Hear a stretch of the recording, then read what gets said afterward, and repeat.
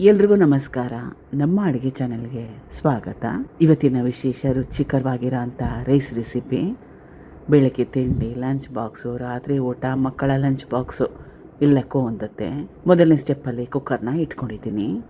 2ರಿಂದ 3 ಚಮಚದಷ್ಟು ಎಣ್ಣೆ ಅಥವಾ ತುಪ್ಪ, ಕಟ್ ಮಾಡಿ ಇಟ್ಕೊಂಡಿರೋ ಒಂದು ದೊಡ್ಡ ಈರುಳ್ಳಿ ಹಾಕೊಂಡ್ಮೇಲೆ ತೀರನೇ ಜಾಸ್ತಿ ಕೆಂಪಾಗೋವರೆಗೂ ಬೇಯಿಸ್ಕೊಳ್ಳೋ ಅವಶ್ಯಕತೆ ಏನಿಲ್ಲ. ಈರುಳ್ಳಿಲಿರೋ ಹಸಿ ವಾಸನೆ ಹೋದರೆ ಸಾಕು. ಈಗ ಈರುಳ್ಳಿಲಿರೋ ಹಸಿ ವಾಸನೆ ಹೋಗಿದೆ. ಬೇರೆ ಪದಾರ್ಥಗಳನ್ನ ಸೇರಿಸ್ಕೊಳ್ತಾ ಇದ್ದೀನಿ. ಕ್ಯಾರೆಟು ಮತ್ತು ಬಟಾಣಿ, ಒಣ ಬಟಾಣಿನ ನೆನೆಸಿ ಉಪಯೋಗ ಮಾಡ್ತಾಯಿದ್ದೀನಿ. ಒಂದು ಮೀಡಿಯಮ್ ಸೈಜ್ ಚೆನ್ನಾಗಿ ಹಣ್ಣಾಗಿರೋ ಟೊಮೆಟೊ ಕಲಿಸ್ಕೊಂಡು ಎಣ್ಣೆಯಲ್ಲಿ ಇದನ್ನು ಸುಮಾರು ಒಂದು 5 ನಿಮಿಷ ಬೇಯಿಸ್ಕೊಳ್ಳೋದ್ರಿಂದ ಮತ್ತಷ್ಟು ಟೇಸ್ಟಿಯಾಗಿ ಬರುತ್ತೆ. ಇದು ಬೇಯಷ್ಟರಲ್ಲಿ ಇದಕ್ಕೆ ಮಸಾಲೆನ ರುಬ್ಬಾಕ್ಕೊಳ್ತಾ ಇದ್ದೀನಿ.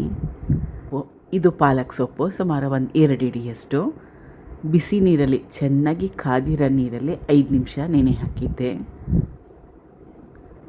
ಹಸಿ ಶುಂಠಿ, ಬೆಳ್ಳುಳ್ಳಿ, ಹಸಿರು ಮೆಣಸಿನ್ಕಾಯಿ, ಚಕ್ಕೆ, ಲವಂಗ, ಏಲಕ್ಕಿ, ಇದು ಕೊತ್ತಂಬರಿ ಸೊಪ್ಪಿನ ಕಡ್ಡಿಗಳು.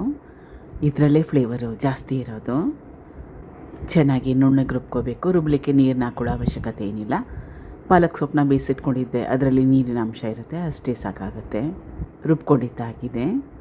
ತರಕಾರಿಗಳನ್ನ ಕೂಡ ಸುಮಾರು ಒಂದು 5 ನಿಮಿಷ ಬೇಯಿಸ್ಕೊಂಡಿದ್ದೆ ಎಣ್ಣೆಯಲ್ಲಿ. ರುಬ್ಬಿಟ್ಕೊಂಡಿದ್ದಲ್ಲ, ಅದನ್ನು ಸೇರಿಸ್ಕೊಳ್ತಾ ಇದ್ದೀನಿ.